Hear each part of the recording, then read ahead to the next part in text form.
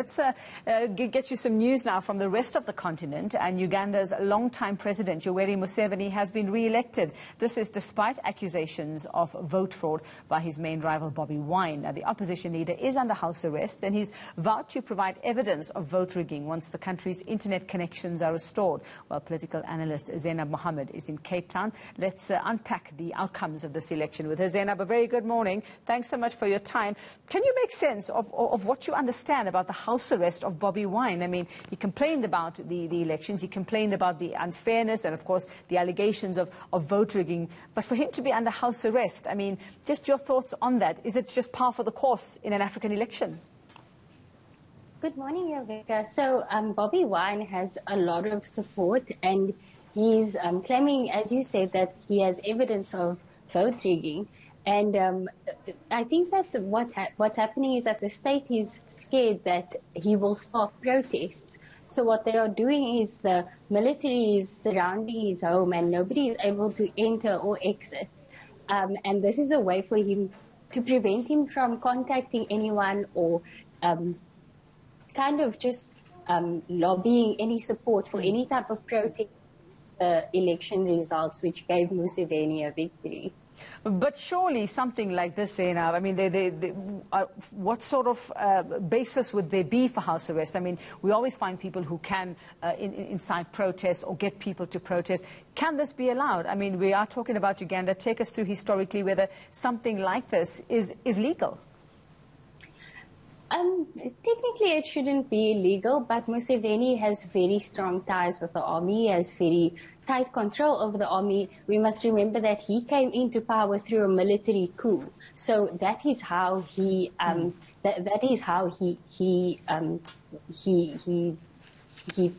puts his power or he expresses his power over the population. Is he uses the army and the military, and this is how he is now preventing any dissent, so any challenge to the election results. It's technically not legal, but it is allowed because the military has such strong ties with the government and with Museveni especially.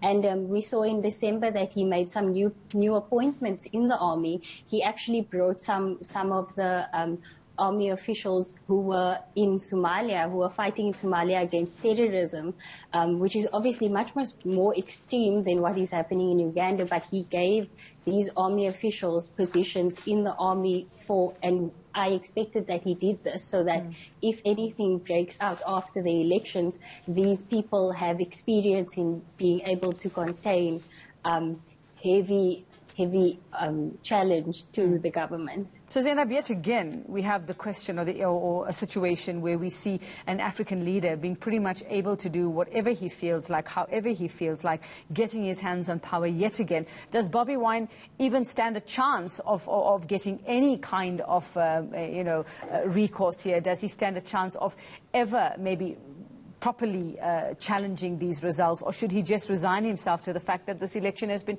taken away from him?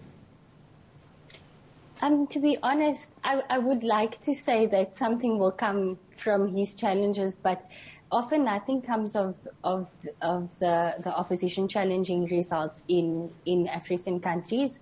What the Electoral Commission declares is often final, and this is not able to be challenged.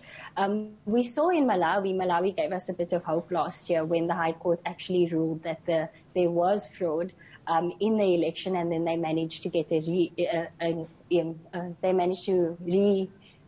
hold the elections again, and the opposition won. However, in Uganda, where we see Museveni, who has ruled for over 3 decades, and he has tight control over the state and over all state institutions, so the legislature doesn't have independence either. The legislature is controlled by Museveni, and Museveni doesn't intend to leave anytime soon.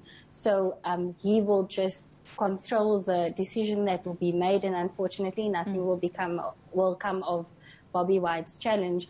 However, we do see that he gets a lot of international attention, and maybe some pressure from international institutions will maybe result in a more fair election in the next elections. But in these ones, these elections we have to write them off, unfortunately. Well, we already see the European Union, the United Nations raising some concerns over this particular poll because, as far as we can see, there were no other major international groups monitoring this vote except for the African Union, which again isn't even commenting. It's absolutely quiet on this. So again, you know, what are we to gauge from that? The AU being an absolutely useless body when it comes to carrying out its duties in Africa, and like you say, just wait till the next election and hope that a fire is lit under someone.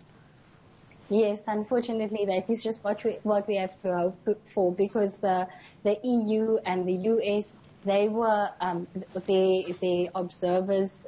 They were unable to get visas to come monitor the elections, so there is no comment there. And then the AU tends to be quite silent on these issues, and nothing comes of it, even when, if Bobi Wine, for example, even if he has to lodge a complaint, these leaders have been in power for so long, and the AU, unfortunately, does not have the power that we would like it to have to actually stand up for Africans' rights.